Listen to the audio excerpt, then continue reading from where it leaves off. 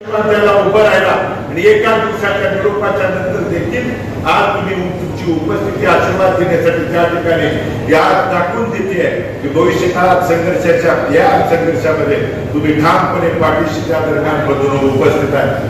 आता मगाशी मासाळ सरपंच साहेबांनी मनोगता बोलताना सांगितलं आणि 11 वर्षाच्या काळात नानांच्या बरोबर मांडीला ठिकाणी बघितले। 11 वर्ष तुम्ही म्हणेची पूर्व दिशा त्या दरम्यान होती, तुम्ही सांगायचं आणि महाराष्ट्राला द्यायची परिस्थिती असताना 3-3.5 वर्षाचा प्रतिकूल परिस्थिती तुम्ही त्या ठिकाणी थांबू शकला नाही। तुम्ही त्या दरम्यान जर अडचणीचा काळ मग त्या हाच परिवारातला इथला वडीलधारी तमाम सहकारी 1985 ते 2009 ज्यावेळी ऑक्टोबर अण्णांच्या नंतर 25 वर्ष आपल्या परिवारात आमदार केले असताना देखील वडीलची जबाबदारी अडचणीच्या काळात आपलं स्थान कधी या गाव पातळीच्या प्रमुखांनी वडीलधाऱ्यांनी इथल्या उपस्थितांनी कधी सोडलं नव्हतं। मग या 3.5-4 वर्षात ज्यांनी जागा सोडली त्यांना अडचण त्या ठिकाणी काय आली म्हणून तुम्ही सांगत असाल सरपंच साहेब एकदा काय 10 वेळा त्या ठिकाणी जातो, पण अडचणीच्या काळात सोडणाऱ्यांना या वडीलधाऱ्यांनी सांगितल्याशिवाय कुणाला त्या ठिकाणी मी त्यांच्याकडे जाणार वडीलधारी महबाब त्यांचा आशीर्वाद देण्यासाठी तोपर्यंत पाठीमागे नाही। तुम्हाला ठणकावून सांगतो आजपर्यंत भगीरथ भालकेचा पडता काळ पराभव तुम्ही त्या ठिकाणी बघितलाय, पण तुमच्या आशीर्वादानं उद्याचा गुलाल उधळण्यासाठी तुमच्या काळाची गरज आहे आणि या गुलाल उधळल्यानंतर आशीर्वाद मिळाल्यानंतर तुमच्या परवानगीला जर गेलेली माणसं त्या ठिकाणी जर नाही आली तर भारत नानाचं नाव त्या ठिकाणी सोडून जाणाऱ्या माणसाला देखील कशा पद्धतीने त्या ठिकाणी काम करायचं तुम्ही त्या ठिकाणी ठरवायचं। मी भगीरथ भालके एकटा त्या दरम्यान कधीच ठरवणार नाही म्हणून चांगल्या काळात स्थान देणाऱ्या माणसांच्या बरोबरच अडचणीच्या काळात देखील ज्या वडीलधाऱ्यांनी पदाधिकाऱ्यांनी जीवाचं रान करून छातीचा टोट करून अनेक संघर्षाला गाव पातळीला वाढीसाठी माझ्यासाठी संघर्ष केला त्यांना कदाचित शेवटच्या श्वासापर्यंत विसरणार नाही ही भूमिका बदलून त्या ठिकाणी ठणकावून या निमित्तानं सांगतो। आज सुधीर मेंबर असतील अनेकांनी मनोगतात बोलताना सांगितलं बदलून लोकशाही पद्धतीत अनेकांना निवडणूक लढवण्याची त्या ठिकाणी परवानगी आहे। उमेदवारी मागा, निवडणूक लढवा, जरूर त्या ठिकाणी टीका टिप्पणी करा, आमच्यावरती करा, एकदा काय 10 वेळा त्या ठिकाणी उत्तर द्यायला आम्ही तयार आहे। पण काही लोकांना परिवारातलं म्हणून सांगायचं आणि दुसरीकडे जर चुकीचं तोंड सोडून काय त्या ठिकाणी हुरडे फुके जर त्या ठिकाणी गावोगाव जाऊन जर काय वेगळी भूमिका सांगत असतील आणि बोलत असतील बरं बोलले काय मी नानांचा डिजिटलवर फोटो टाकून नानांचं काम जिवंत ठेवलं हे सांगतोय हा हुरडे फुक्या सांगतोय। एकदा या 102 गावात आणि शहरात जाऊन बघ भारत नानांचं काम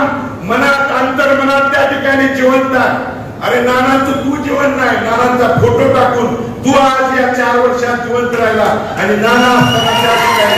नानाने मदत केली नसली तर आज म्हणून जो निवडणूक समोर डोळ्यासमोर ठेवून माझ्यावरती जरूर 10 वेळा बोला, पण माझ्या दैवतावर वडिलांच्या बद्दल कोणी त्या ठिकाणी बोलायचा प्रयत्न केला तर निवडणूक गेली पुच्छ खात वेगळ्या भूमिकेत बोलायला त्या ठिकाणी जर राहिला असेल तर त्याला जशा तसं उत्तर द्यायला हा भगीरथ भालके भारताचा छावा त्या ठिकाणी संयमानं घेतोय, संयमानं लढू, लोकशाही पद्धतीनं लढू। पण चुकीच्या भूमिका घेऊन जर त्या ठिकाणी कोण जाणार असेल तर आज बंधून कुणाच्या सांगण्यावर कुणाच्या बोलण्यावरून त्या ठिकाणी ही माणसं फिरतायत हे देखील तपासा बघा कुणाच्या पॅकेटवरती त्या ठिकाणी बोलतायत। एकीकडे तो पक्ष पार्टी हे नेते त्या ठिकाणी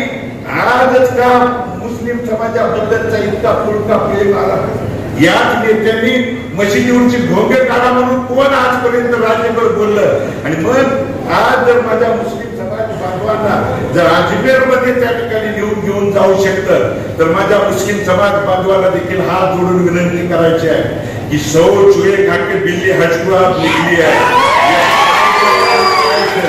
तुम्ही येणाऱ्या काळात त्या ठिकाणी ठरवायचं आहे। म्हणून महाविकास आघाडीच्या मतात त्या ठिकाणी चुकीची भूमिका घ्यायची म्हणून काही माणसे येणाऱ्या काळात जाणून बुजून आपल्यावरती अरे तुम्ही बोल त्या ठिकाणी लोकशाही मार्गाने निवडणूक लढवत आहे मग बोलायला कुणावरती पाहिजे होतं तुम्ही आमदार सध्या पॅकेजच आहे ना तिथं कसं